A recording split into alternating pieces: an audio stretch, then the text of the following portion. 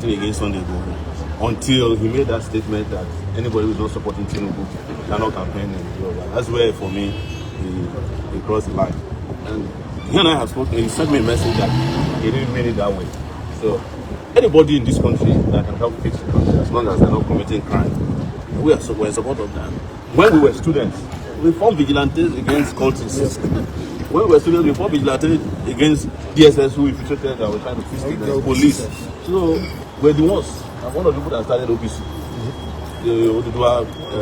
I'm one of the people that started the Niger Delta struggle you are seeing. Even though I wasn't a militant because I don't believe in power. We did the Kayama Declaration with Toronto Douglas and the rest of you guys. So, because I was born in Niger Delta, and you guys know I maintain multiple, ethnicities. Part of me is Yoruba, Hausa, Ijo, Igbo. I'm Igbo by music. I'm a Doma by Gala, by the kind of clothes you guys wear. Fashion. So I am everything. So I'm not the kind of person who say I'm for everybody but for nobody. I'm for everybody. I'm for everybody. There's one more question. Yes. Regarding the protest yesterday and that it is happening right now. I want you to pass the message to all the human rights activists. If there's a coming together, one voice, how strong do you feel we can? You see, anybody who is doing human rights don't need special invitation to support what is going on. Except you are not doing human rights. When we were in the university, we didn't have WhatsApp groups, we didn't have telephones, no mobile phones. Yes, when students say they are opposed to a problem, all the students will fall in without any special meeting. We used to have meetings only once. Now we have WhatsApp, you have Facebook, you have TikTok. If you're an activist, nobody needs, we are not traditional rulers that needs to be invited and some rituals have to be undertaken. Except you are not an activist and you are just moonlighting as an activist. If you're an activist, you wake up in the morning, you see injustice, you fight against it. And you look for the nearest person around you to hold hands together and fight for it. I'm not in the kind of activism that is looking for awards or recognition. When I was doing journalism, it's the same thing. I didn't care. I didn't belong to the NUJ. So, and I don't go for awards. You can't give me an award. It is those people who are looking for recognition and accolades that are always waiting to be invited. The injustice has already reached your house. In fact, everybody should be a human rights activist now. Because that's the only way you can survive. Otherwise, the kidnappers are on your doorsteps already. They are in every city. They are surrounded every school. Very soon, you will find out that these guys have penetrated everywhere. So, we're waiting to be invited to do human rights activism. And revolution now.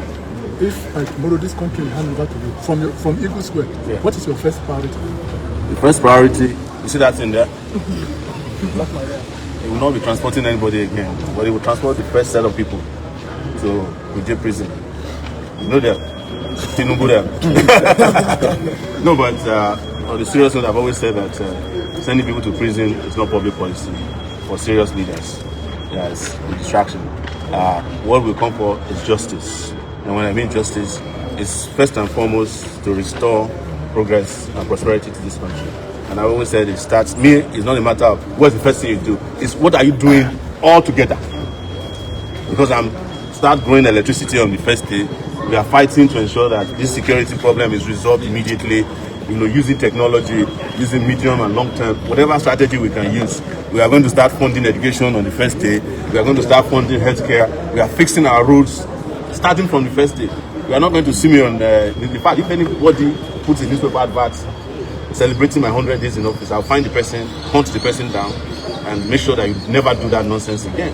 And if you are in my cabinet, you are fired on that day. That means you don't have work for you to wait for 100 days before you are counting 100 days. People are already dying before they are elected into office. So it's going to be all of this starting at the same time, because no one single solution can solve Nigeria's problem. That should be a set of solutions starting at the same time. All of them are interlinked and interwoven.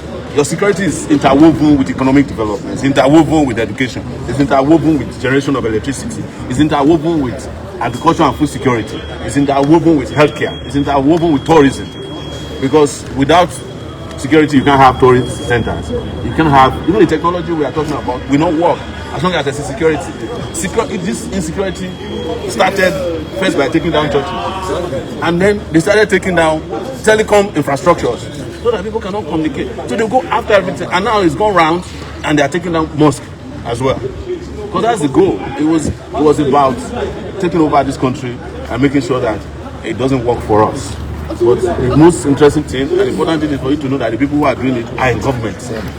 Either those who are directly funding it, or those who are encouraging it, or those who are ignoring it. They are all the same. Sir, in one of the newspapers today, we saw that the bandits are giving a demand for Oyo State to be turned into Sharia state and some other demands. What would you say to that as regards this issue on ground? I've not heard officially that these people made any demands.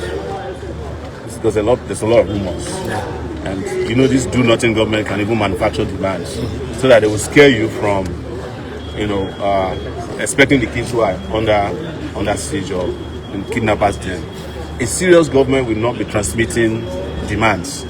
It should be the terrorists who are fulfilling the demands of the Nigerian government by now, in ensuring that they release all these kids and they are on the run, and we must hunt them down wherever they go to. So all these things you are hearing that they are making this demand, they also love it. And I've said this before. The Nigerian government loves it when things are not working. You know, because then you start trying to figure out, you start making rumors, and before you know it, BB Nigeria has started again. And you are all completely in the lockdown for another 6 months, watching people doing what you do at home without putting it on camera. So, rubbish. So let's focus on, don't let us participate in the distraction and the rumors. Let's focus on the results. Bring back these girls. It's as simple as that. I mean, the school kids and their teachers. And we are saying it applies to every kidnapped person in the country.